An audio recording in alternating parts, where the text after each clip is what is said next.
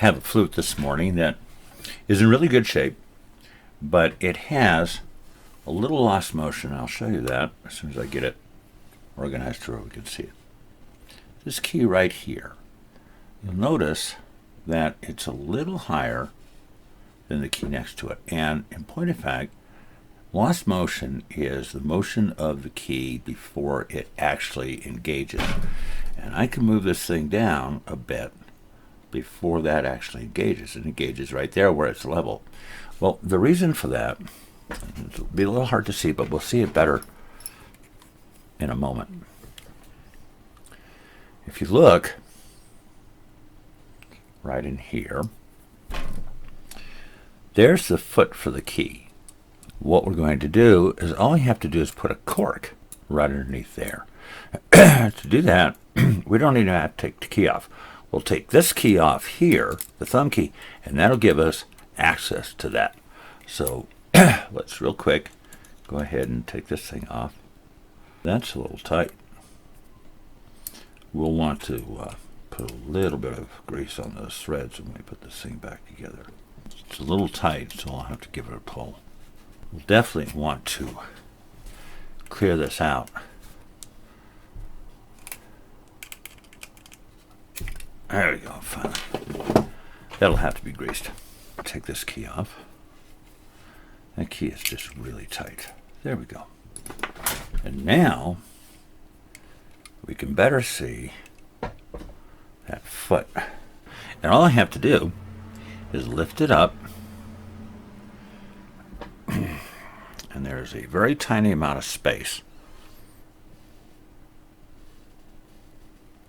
But all I have to do is slip a little piece of cork in there. There is a piece of cork in there, but it's a little bit wrong.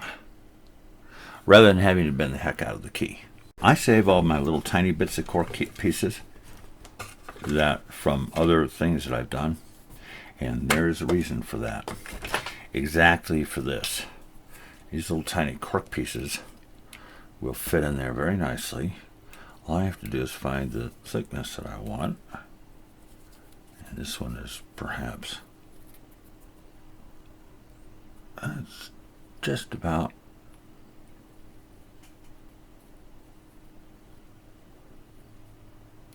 it's almost it.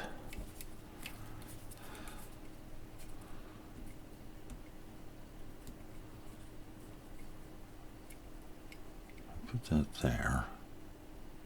I believe that little piece right there, let's just put it in a corner. This is kind of trial and error as far as that goes, but I believe a piece like this will do the job. Especially if you allow space for the glue. So, the next step, go ahead and cut a little tiny piece. After a while, you kind of know what the thickness is on these things. It's not that big of a deal. There we go. Cut a little tiny piece right here. A little glue.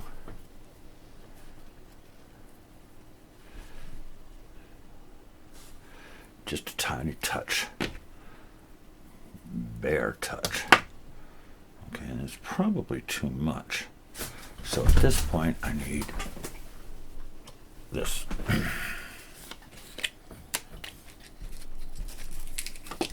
Flat toothpicks. And I'm going to spread that little bit of glue right there. I don't want much. It's got way too much on it right at the moment. There we go. Now, I just get hold of it here. I've got a piece that's long enough that I can do this with my fingers. But if you're in a tighter space, you might want to use the tweezers.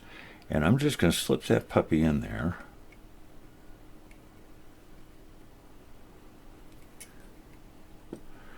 Line it up. Press it down. Bingo. Done. Okie dokie. See that little piece of cork? There's our little piece of cork right here.